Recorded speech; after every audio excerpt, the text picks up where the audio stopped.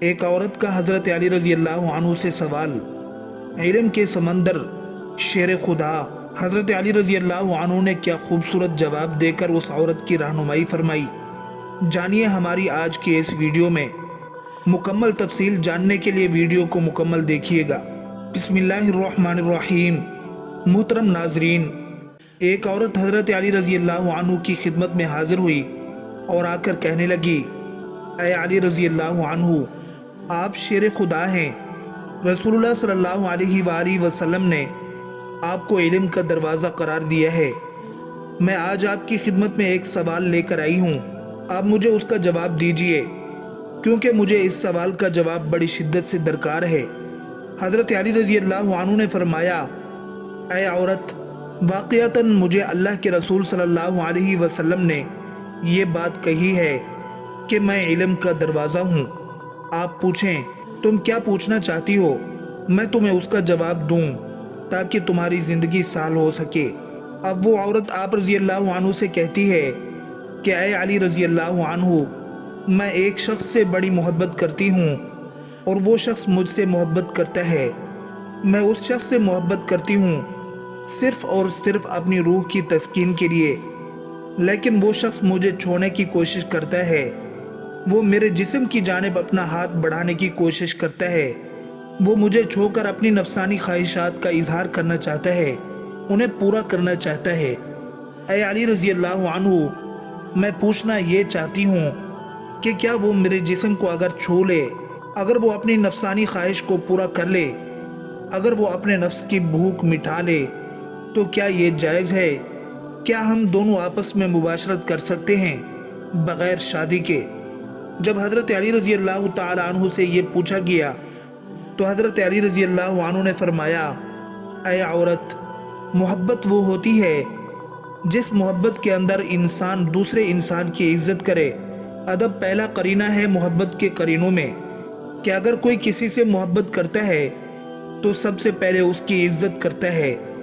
اگر وہ شخص تمہاری واقعتاً عزت کرے تو اس کا مطلب یہ ہے کہ وہ تم سے سچی محبت کرتا ہے، لیکن وہ تمہارے جسم کو چھونا چاہتا ہے اور تم سے اپنی جسمانی اور تمہاری جسمانی خواہشات کو پورا کرنا چاہتا ہے، تو اس کا مطلب یہ ہوا کہ یہ خالصتاً مفادات کا رشتہ ہے جس میں محبت کا دور دور تک کوئی نام و نشان موجود نہیں ہے۔ لہٰذا اگر تمہیں یہ لگتا ہے کہ یہ محبت ہے تو تم غلط ہو، یہ محبت نہیں ہے، بلکہ یہ تو سراسر اپنی ہوس کو مٹانے کا ایک طریقہ ہے۔ محترم ناظرین، اصل محبت کا تعلق انسان کی زندگی کے اس لمحے سے ہوتا ہے جس لمحے میں اسے یہ احساس ہو جائے کہ کوئی شخص مجھ سے پیار کرتا ہے، اور اس چیز کو سوچتے ہوئے اس کا دل اور دماغ روشن ہو جائے اور وہ مزید کسی چیز کی دنیا سے توقع نہ کرتا ہو۔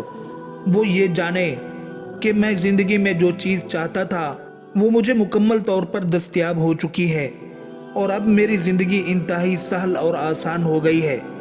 ناظرین کرام، آپ کو آج کی اس ویڈیو میں زنا کے بارے میں بھی بتایا جائے گا کہ اس کے بارے میں اسلامی ارشادات ہیں کیا۔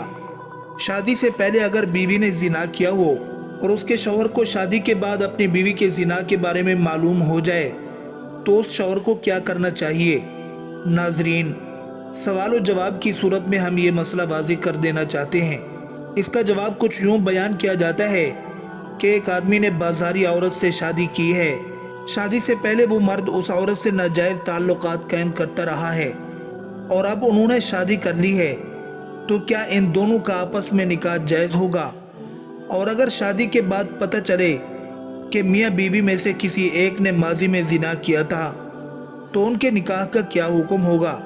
بہت سی جھوٹی باتوں کی طرح ایک یہ بات بھی ہمارے معاشرے میں کم علمی کی وجہ سے مشہور ہے کہ زنا کرنے والے مرد اور عورت آپس میں نکاح کر ہی نہیں سکتے، جبکہ یہ بات غلط ہے۔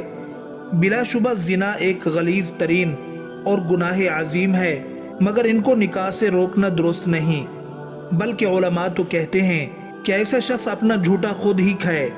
مطلب اگر کسی سے یہ جرم ہو جاتا ہے تو ان کو آپس میں ہی نکاح کرنا چاہیے تاکہ ان کے معاملات آپس میں ہی رہیں اور ان کا نکاح بالکل جائز ہے، مگر ایک شرط یہ ہے کہ وہ نکاح سے پہلے سچے دل سے توبہ کر لیں۔ تفصیل کچھ اس طرح سے ہے: زانی عورت یا زانی مرد کا نکاح اس وقت تک صحیح نہیں جب تک وہ توبہ نہ کر لیں، اور اگر عورت یا مرد توبہ نہیں کرتے تو ان کا نکاح صحیح نہیں ہوگا۔ یہ اشارہ عقد نکاح کی طرف ہے، یعنی یہ جانتے ہوئے کہ فلاں عورت بدکار اور غیر تائب ہے، اس سے نکاح مومن مردوں کے لیے حرام ہے۔ اسی طرح اپنی پاک دامن بیٹی کو کسی بدکار شخص کے نکاح میں دینا جو تائب نہ ہو مومنوں کے لیے حرام ہے۔ گندی عورتیں گندے مردوں کے لیے ہیں اور گندے مرد گندی عورتوں کے لیے ہیں، اور پاک عورتیں پاک مردوں کے لیے ہیں۔ اللہ تعالیٰ نے دوسرے مقام پر بھی مردوں اور عورتوں کے نکاح کے لیے دونوں کے پاک دامن ہونے کی اور بدکاری نہ ہونے کی شرط لگائی ہے۔ سورۃ المائدہ آیت نمبر 5۔ ترجمہ: مومن عفیفہ عورتیں تمہارے لیے حلال ہیں، اور ان لوگوں کی عفیفہ عورتیں بھی جنہیں تم سے پہلے کتاب دی گئی تھی، بشرطے کہ اسے تمہاری غرض مہر ادا کر کے نکاح میں لانا ہو، محض شہوت رانی اور پوشیدہ آشنائی نہ ہو۔ اور جس نے بھی ایمان کی بجائے کفر اختیار کیا اس کا وہ عمل برباد ہو گیا اور آخرت میں وہ نقصان اٹھانے والوں میں سے ہوگا۔ اس بات کی تائید میں کہ بدکار عورتوں یا بدکار مردوں سے جو تائب نہ ہوں نکاح حرام ہے، ترمذی شریف کی یہ حدیث ہے۔ حضرت عبداللہ بن عمرو بن عاص رضی اللہ عنہما کہتے ہیں کہ مرثد بن مرثد نامی صحابی وہ ایسے جی دار اور بہادر شخص تھے جو مسلمان قیدیوں کو مکہ سے نکال کر مدینہ لے آیا کرتے تھے، اور مکہ میں عناق نامی ایک زانیہ بدکار عورت تھی۔ وہ عورت اس صحابی کی ان کے اسلام لانے سے پہلے کی دوست تھی۔ انہوں نے مکہ کے قیدیوں میں سے ایک قیدی شخص سے وعدہ کر رکھا تھا کہ وہ اسے قید سے نکال کر لے جائیں گے۔ کہتے ہیں کہ میں اسے قید سے نکال کر مدینہ لے جانے کے لیے آ گیا۔ میں ایک چاندنی رات میں مکہ کی دیواروں میں سے ایک دیوار کے سائے میں جا کر کھڑا ہوا۔ میں ایک چاندنی رات میں مکہ کی دیواروں میں سے ایک دیوار کے سائے میں جا کر کھڑا ہوا ہی تھا کہ عناق آ گئی۔ دیوار کے اوٹ میں میری سیاہ پرچھائیں اس نے دیکھ لیں۔ جب میرے قریب پہنچی تو مجھے پہچان کر پوچھا، مرثد ہونا؟ میں نے کہا ہاں مرثد ہوں۔ اس نے خوش آمدید کہا اور کہا اور رات ہمارے پاس گزارو۔ میں نے کہا عناق، اللہ نے زنا کو حرام قرار دیا ہے۔ اس نے شور مچا دیا، اے خیمہ والو دوڑو، یہ شخص تمہارے قیدیوں کو اٹھا لے جا رہا ہے۔ پھر میرے پیچھے 8 آدمی دوڑ پڑے۔ میں خندمہ نامی پہاڑ کی طرف بھاگا اور ایک غار یا کھو کے پاس پہنچ کر اس میں گھس کر چھپ گیا۔ وہ لوگ بھی اوپر چڑھے اور میرے سر کے قریب ہی کھڑے ہو کر انہوں نے پیشاب کیا تو ان کے پیشاب کی بوندیں ہمارے سر پر ٹپکیں، لیکن اللہ نے انہیں اندھا بنا دیا، وہ ہمیں نہ دیکھ سکے۔ وہ لوٹے تو میں بھی لوٹ کر اپنے ساتھی کے پاس جسے اٹھا کر مجھے لے جانا تھا آ گیا۔ وہ بھاری بھرکم آدمی تھے۔ میں نے انہیں اٹھا کر پیٹھ پر لاد لیا۔ اس خیر کی جھاڑیوں میں پہنچ کر میں نے ان کی بیڑیاں توڑ ڈالیں اور پھر اٹھا کر چل پڑا۔ کبھی کبھی اس نے بھی میری مدد کی، وہ بھی بیڑیاں لے کر چلتا۔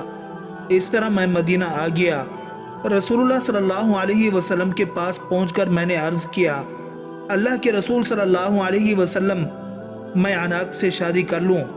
یہ سن کر رسول اللہ صلی اللہ علیہ وسلم خاموش رہے، مجھے کوئی جواب نہیں دیا۔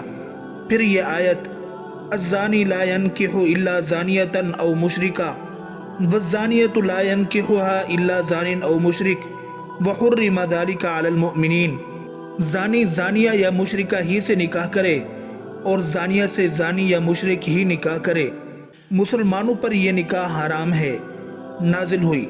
آپ نے اس آیت کے نزول کے بعد مرثد بن ابی مرثد سے فرمایا اس سے نکاح نہ کرو، لیکن اگر زانی مرد یا زانی عورت زنا کے بعد سچی توبہ کر لیں اور اپنے گناہ پر شرمندہ ہوں تو ان کا آپس میں بھی نکاح جائز ہے اور کسی اور کے ساتھ نکاح بھی جائز ہے۔